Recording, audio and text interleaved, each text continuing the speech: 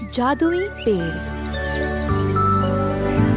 एक समय की बात है, एक छोटे से गांव में रहते थे 3 भोले भाई, राम, गोपाल और रवि।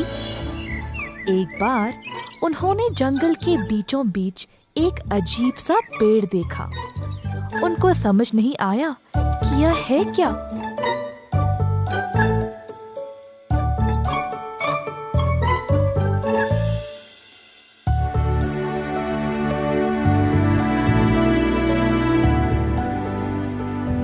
और आपस में उलझने लगे। मैंने एक अजीब सा पेड़ जंगल में देखा। उसके कोई पत्ते नहीं थे और बहुत ही अलग लग रहा था। सच में मैंने भी वही पेड़ देखा, परंतु तुम जैसे बोल रहे हो वैसा तो नहीं था। पेड़ बहुत ही सुंदर और लाल कलियों से भरा था।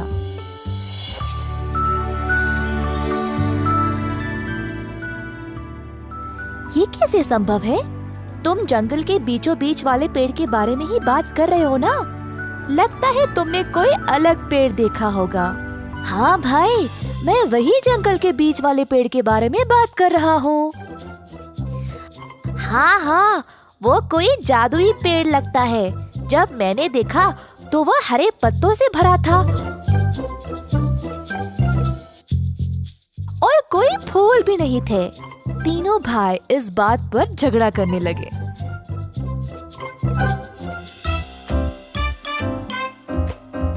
पास में एक ब्राह्मण उनकी बातें सुनकर हंसने लगा।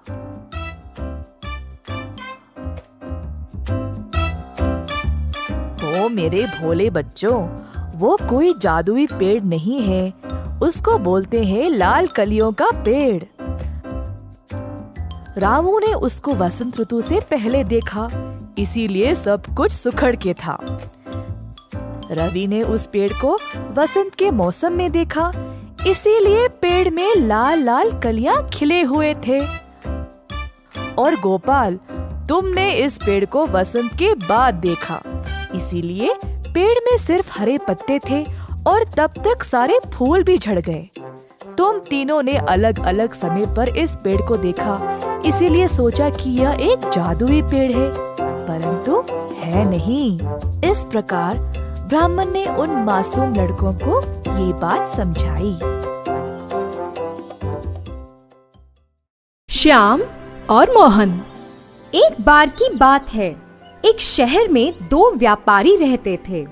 एक का नाम था श्याम और दूसरे का मोहन। उनका काम के सिलसिले में यहाँ वहाँ यात्रा करना लगा रहता था।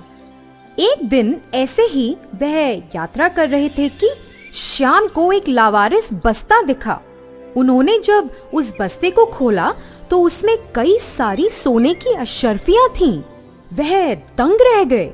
अरे वाह, मैं तो कितना भाग्यशाली हूँ, मुझे इतना सोना मिला है। श्याम बोला। फिर मोहन ने कहा, ये मत कहो कि सिर्फ तुम भाग्यशाली हो, हम दोनों भाग्यशाली हैं। अरे ऐसे कैसे? मैंने पहले इस बस्ते को देखा है तो ये सारी अशर्फियां मेरी हैं। हम नहीं, मैं भाग्यशाली हूँ, श्याम ने कहा। मोहन यह सुन के चुप रहा। उसने सोचा कि लड़ने का कोई फायदा नहीं है।